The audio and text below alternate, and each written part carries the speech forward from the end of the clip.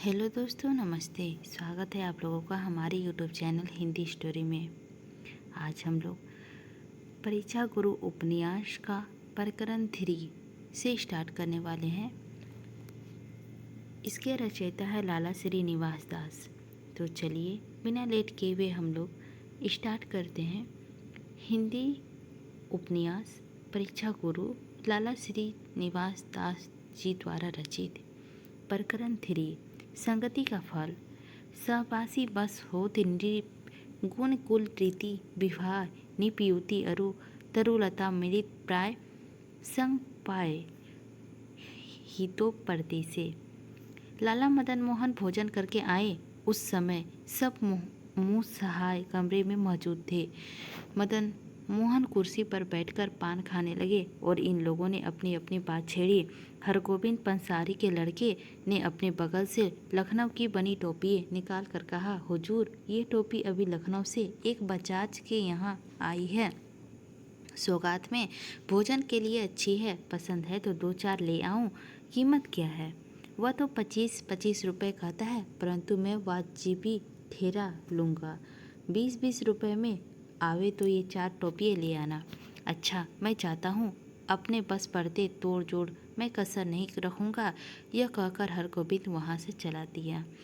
हुजूर, यह हीना का अंतर अजमेर में एक गांधी लाया है। वह कहता है कि मैं हुजूर का तारीफ सुनकर तरह तरह का निहायत उम्दा अतर अजमेर से लाता था, परंतु रास्ते में चोरी हो गई। सब माल असबाब जाता रहा। सिर्फ यह शीशी बची है, वह आपकी नज़र करता है। यह कहकर अहमद हुसैन हकीमे व शीशी लाला साहब के आगे रख दी। जो लाला साहब को मंजूर करने के कुछ चारा विचारा तो हो, हमारी नज़र करो, हम इसको मंजूर करके उसकी इच्छा पूरी करेंगे। पंडित पुरुषोत्तम दास ने बड़ी वफेदारी से कहा, अपनी नज़र तो सिवाय करेले के और कुछ नहीं हो सकता। मर्जी हो मंगवाए। हकीम जी ने जवाब दिया, करेले तुम खाओ, तुम्हारे घर में खाए, हमको मुँह करवा करने की ज़रूरत क्या है?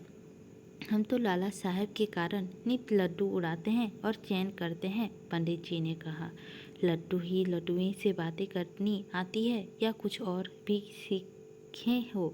मिस्टर शंभुदयाल ने छेड़ी दी। तुम सरीखे छोकरे मदरसे में 2-1 किताब पढ़कर अपने को असलालिस्ट समझने लगते हो, परंतु हमारी विद्या ऐसी नहीं है। तुमको परीक्षा करनी हो तो लो, इस कागज़ पे अपने मन की बात लिखकर अपने पास रखने दो। जो तुमने लिखा होगा हम अपनी विदा से बता देंगे। यह कहकर पंडित जी ने अपने अंगूछे से कागज़, पेंसिल और पुष्टि पत्र निकाल दिया।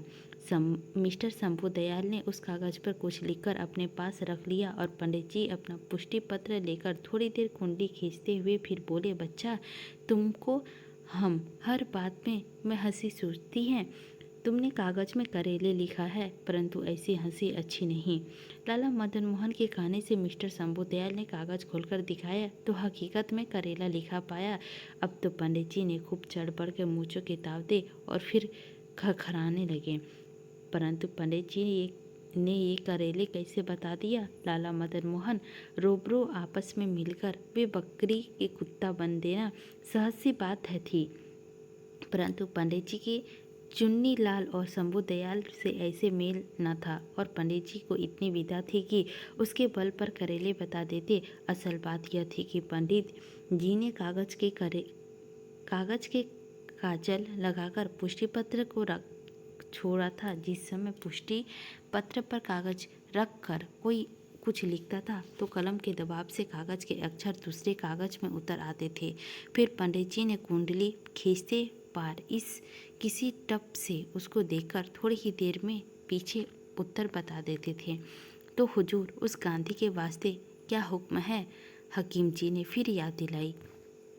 अंतर में चंदन के तेल में मिलावट मालूम होती है और मिलावट की चीज़ बेचने से सरकार से हुक्म नहीं है। इस वास्ते कह दो, शीशी जब्त हुई तो अपना रास्ता ले। पंडित जी शीशी सूंघकर बीच में बोल उठे, हाँ हकीम जी, आपकी राय में गांधी का कहना सच है? लाला मदन मोहन ने पूछा। बेशक, अंदाज से तो ऐसा मालूम होता है, आगे खुदा जाने, हकीम जी बोले। तो लो, यह 25 रुपए की नोट इस समय इसको खर्च के वास्ते दे दो।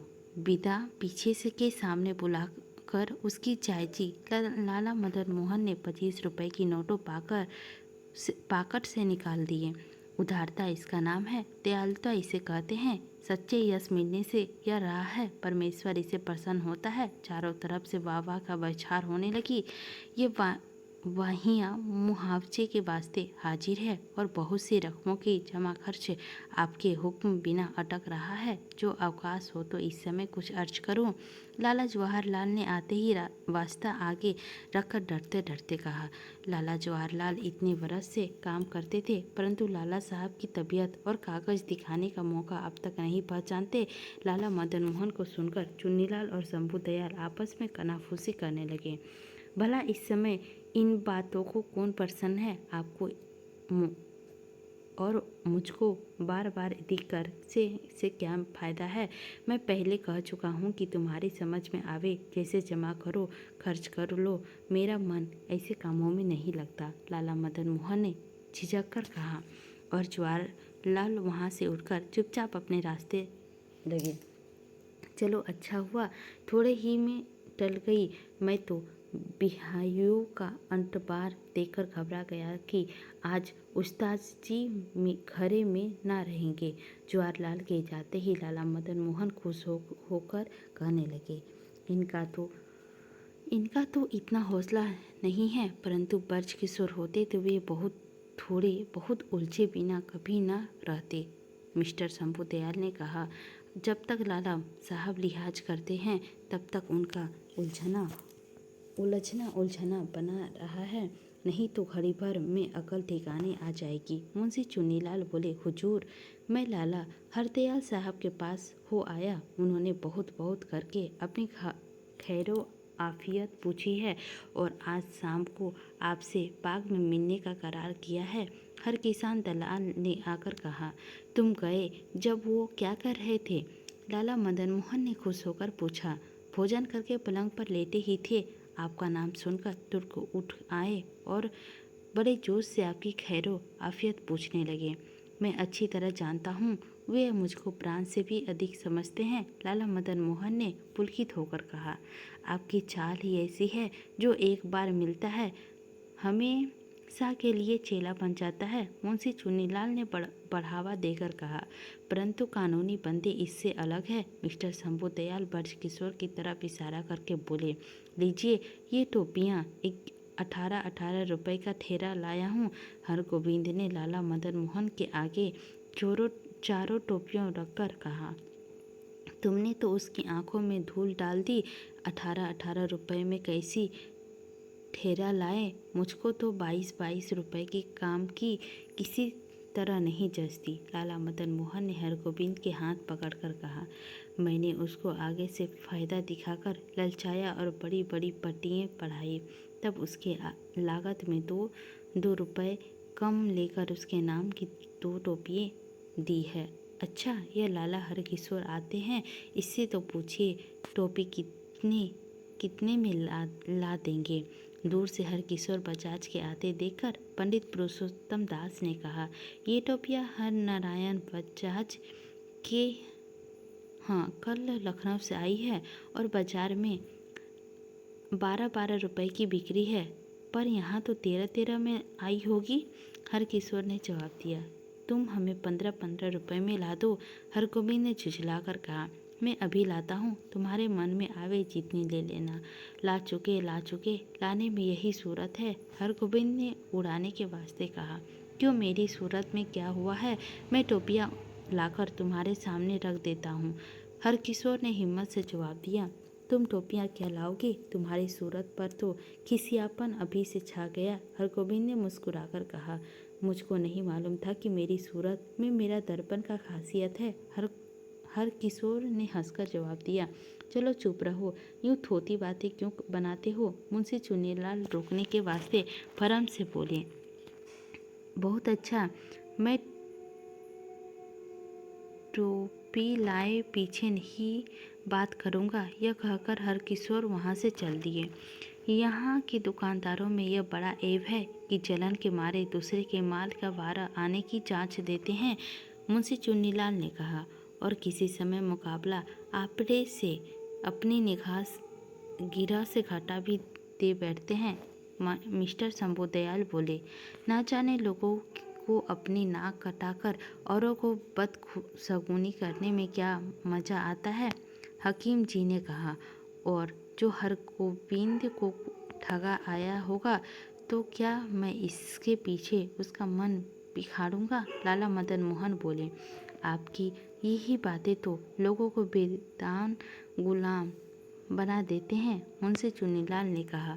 कुछ दिन में यहाँ ग्वालियर के दो गौरवीय निहायत अच्छे आए थे। मर्जी हो तो 2 घड़ी वास्ते आज ही मजलिस में उन्हें बुला लिया जाए। हरकिशन दलाल ने पूछा, अच्छा बतलाओ, तुम्हारी पसंद है? यूँ जरूर अच्छे होंगे, मदन मोहन ने कहा। लखनऊ की अमीर जान भी इन दिनों यही है। इसके गाने की बड़ी तारीफ सुनी गई है, पर मैंने अपने कानों से अब तक उसका गाना नहीं सुना, हकीम जी बोले। अच्छा, आपने सुनने को हम उसे भी यहीं बुला देते हैं, पर उसके गाने में समा न बांधा तो उसके बदले आपको गाना पड़ेगा, लाला मदन मोहन ने हंसकर कहा।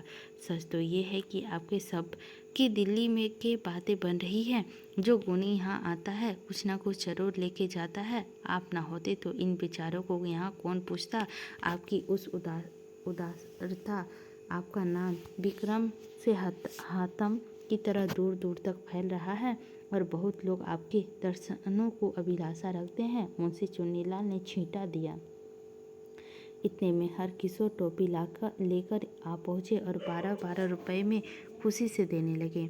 सच कहूँ, तुमने इसे अपनी गिरह में पोलोथन क्या लगाया है? शंभुदयाल ने पूछा। पोलोथन लगाने की क्या जरूरत थी? मैं तो इसे लाला साहब के कुछ इनाम लिया चाहता था, हरकिशोर ने जवाब दिया। मुझको टोपियाँ लेनी होती तो मैं किसी न किसी तरह से आप ही द्वारा घाटा निकालता और मैं अपनी ज़रूरत के लायक पहले ही ले चुका, लाला मदन मोहन ने रुखवाई से कहा। आपको इसकी कीमत में कुछ संदेह हो तो असल मालिक से रूबरू करा सकता हूँ। जिस गांव नहीं जाना उसका रास्ता पूछना क्या ज़रूरत। तो मैं इन्हें ले जाऊँ? मैंने मंगवाई कब थी जो मुझसे पूछते हो? यह कहकर लाला मदन मोहन ने कुछ ऐसी तैयारी बदली कि हरकिशोर का दिल खट्टा हो गया और लोग तरह तरह के नकले करके उसका खट्टा उतारने लगे। हरकिशोर उस समय वहाँ से उठकर सीधा अपने घर चला गया, पर उसके मन में इन बातों का बड़ा खेद रहा। इसी के साथ हमारा प्रकरण 3 समाप्त होता है। अब हम लोग प्रकरण 4 अगले एपिसोड में देखेंगे। आई होप आप लोगों को यह उपन्यास का प्रकरण 3 अच्छी लगी होगी, तो आप लोग लाइक कीजिएगा। चैनल पर नए होंगे तो सब्सक्राइब कीजिएगा और हमें कमेंट करके बताइएगा कि हमारे वाचन में कहाँ मिस्टेक है। मैं उसे पूर्ण तरह से सुधारने की कोशिश करूँगी। मिलती हूँ अगले एपिसोड में प्रकरण 4 लेकर। लेती हूँ आप लोगों से विदा। धन्यवाद।